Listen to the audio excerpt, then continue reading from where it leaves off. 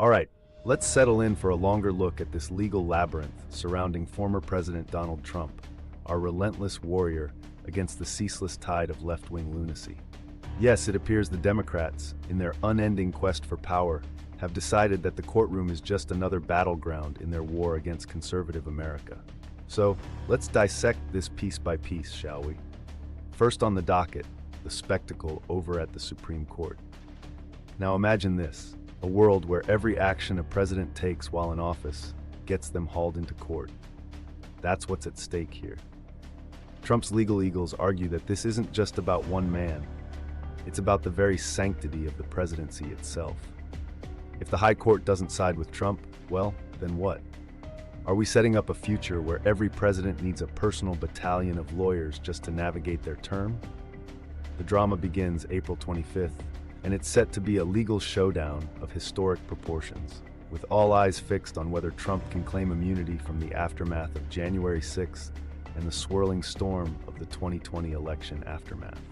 Now let's take a trip to the city that never sleeps, New York, where the DA, Alvin Bragg, seems to have a bone to pick with Trump over alleged hush money payments.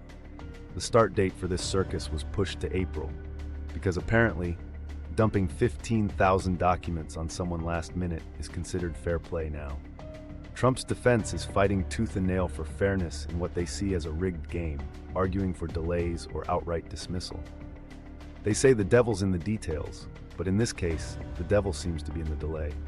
But wait, there's more. Down in the Sunshine State, we have the classified documents drama. Federal agents, secret papers, Mar-a-Lago. It sounds like something straight out of a spy movie, but according to the powers that be, it's all too real. Judge Aileen Cannon, however, isn't just nodding along to the government's tune. She's called out the vagueness of their charges against Trump, questioning the solidity of their case. Yet Trump stands firm, pleading not guilty to allegations that sound more suited to a Cold War thriller than real life. Then there's Georgia.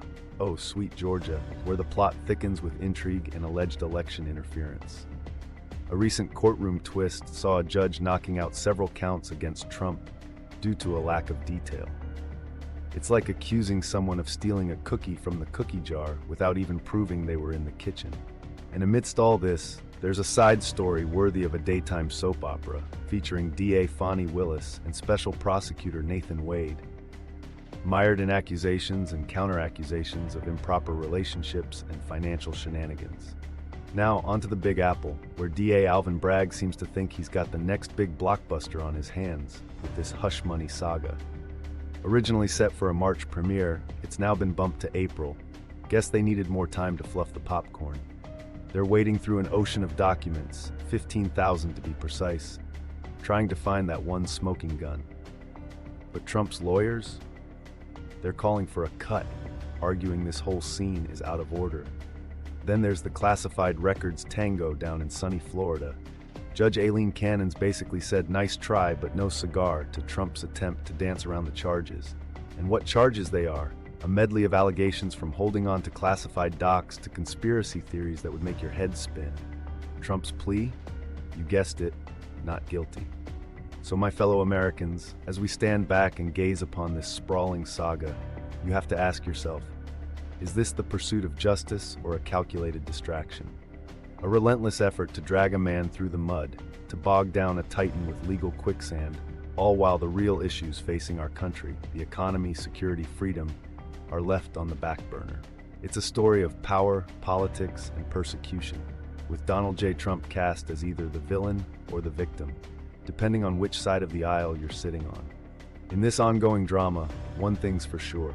The stakes couldn't be higher, and the implications reach far beyond the courtroom. As these trials unfold and Election Day inches closer, we find ourselves at a crossroads, watching as the very foundations of our republic are put to the test.